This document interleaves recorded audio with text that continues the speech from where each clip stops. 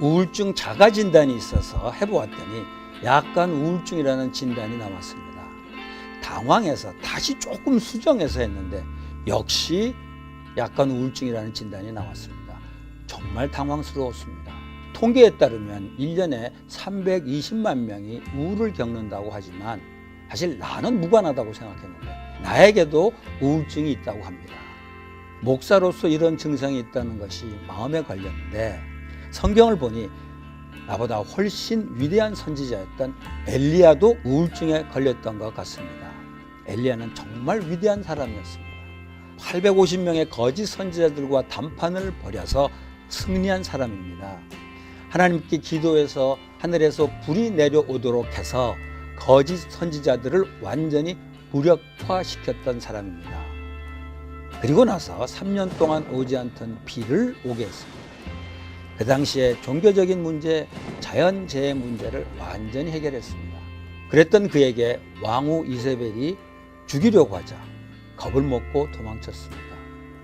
이때 엘리야는 갈멜산에서의 엘리야와는 완전히 다른 사람이었습니다. 엘리야는 죽고 싶다고 했으며 조상보다 못하다는 열등감에 시달렸습니다. 이런 모습이 전형적인 우울증 현상인 것 같습니다.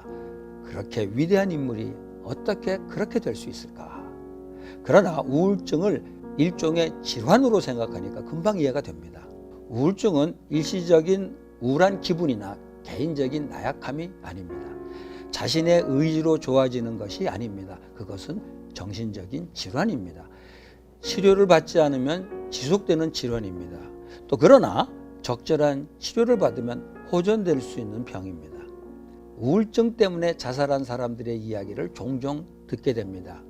이때 그것을 자살이 아니라 병사라고 설명하자는 이야기도 들립니다.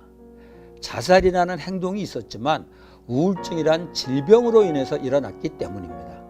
그런 의미에서 엘리야가 죽고 싶다고 한 것은 충분히 이해가 됩니다. 그도 그 순간을 견디지 못했다면 자살을 할 수도 있었을 것입니다. 우울증 때문에 고생하거나 그런 사람이 주변에 있는 사람들은 우울증을 질병으로 이해하는 것이 중요합니다. 엘리야에게 이런 병이 생긴 이유는 무엇일까요? 우울증은 기본적으로 유전적인 요소가 좀 있다고 합니다. 그러나 엘리야에게 그런 것이 있는지는 알 수 없습니다. 또 그동안 이세벨과의 갈등이 증폭이 되었고 계속되는 일로 인해 스트레스를 많이 받았기 때문일 것입니다. 특히 갈멜산에서 바알의 제사장들과 대결하면서 극도의 긴장, 스트레스, 체력의 고갈을 경험했을 것입니다. 비록 영적으로는 큰 승리를 거두었지만 승리 직후에 찾아오는 허탈감에 이세벨의 위협이 더욱 엘리야를 몰아붙였을 것입니다. 나 자신에게도 약간 우울증이 있다는 검사 결과를 보고 나니 다시 한번 내 생활을 돌아보게 됩니다. 과도한 스트레스를 받는 일이 없는가? 스트레스가 우울증의 원인이 될 수 있으므로 조심해야 합니다. 직장 생활을 하는 동안 스트레스가 없을 수 없습니다. 아담이 범죄한 이후로 우리들의 모든 일은 고통스럽게 변했습니다. 그래서 스트레스를 받게 되는 겁니다. 즐거운 놀이도 그것이 일이 되면 스트레스가 된다고 합니다. 이 세상에 살면서 스트레스를 피할 수는 없습니다.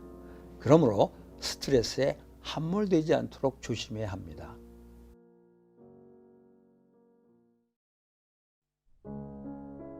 그런데 다행히 우울증에 걸린 엘리야가 회복이 되었습니다. 어떻게 회복이 되었을까요? 깊은 수면과 일을 잠시 중단함으로써 쉼과 안식이 있었고 좋은 음식으로 체력의 보충도 이루어졌습니다. 몸의 회복은 마음의 회복에 중요한 조건이 됩니다. 또한 천사가 그를 어루만져 주면서 먹고 마시도록 했습니다. 아마도 그때 엘리야를 도와줄 사람이 없었기 때문에 하나님은 천사를 보내서 그렇게 해주신 것 같습니다. 위대한 사람이지만 그에게도 역시 사랑의 손길이 필요했습니다. 우울증의 치료는 기본적으로 약물 치료와 정신 치료가 있다고 합니다. 현대사회에서 하나님은 의사의 손길을 통해서 병을 치료하며 의사가 권하는 약을 통해서 치료가 이루어집니다. 그렇기 때문에 겸손하게 의사의 지시를 따라야 합니다. 혹시 우리들에게 이와 비슷한 병이 생긴다면 엘리야가 겸손하게 천사의 지시를 따랐던 것처럼 겸손하게 의사의 지시를 따르도록 했으면 좋겠습니다. 이런 질병에 대한 미묘한 양극단의 견해가 있습니다. 귀신 운운하면서 기도로 해결하려는 사람과 단순 질병으로 생각해서 정신과 치료만으로 해결하는 것입니다.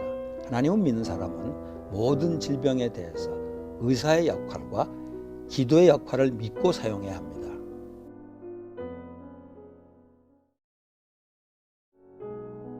엘리야가 천사와 만남으로 어느 정도 회복되었지만 영적으로 완전히 회복된 것은 결국 그가 하나님을 만나게 되면서부터였습니다.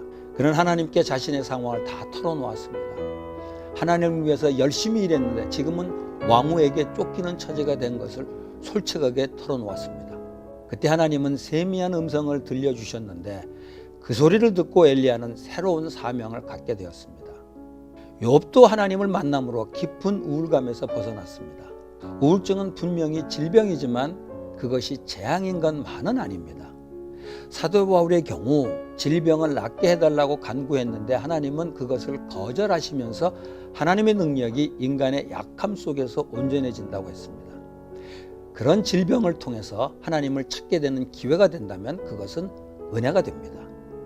우울증에 걸리는 것은 불행한 일입니다. 그것은 부인할 수 없습니다. 우리는 하나님이 그런 일을 허용하신 것에 대해서 이유를 알 수가 없습니다. 여전히 그것은 신비의 영역입니다. 그러나 그 일로 인해 우울증 때문에 힘들어하는 사람이나 주변의 가족들이 하나님의 음성을 듣는 기회를 얻을 수 있다면 그것은 복된 일입니다. 현대사회에서 우울증은 가장 보편화된 질병들 중에 하나입니다.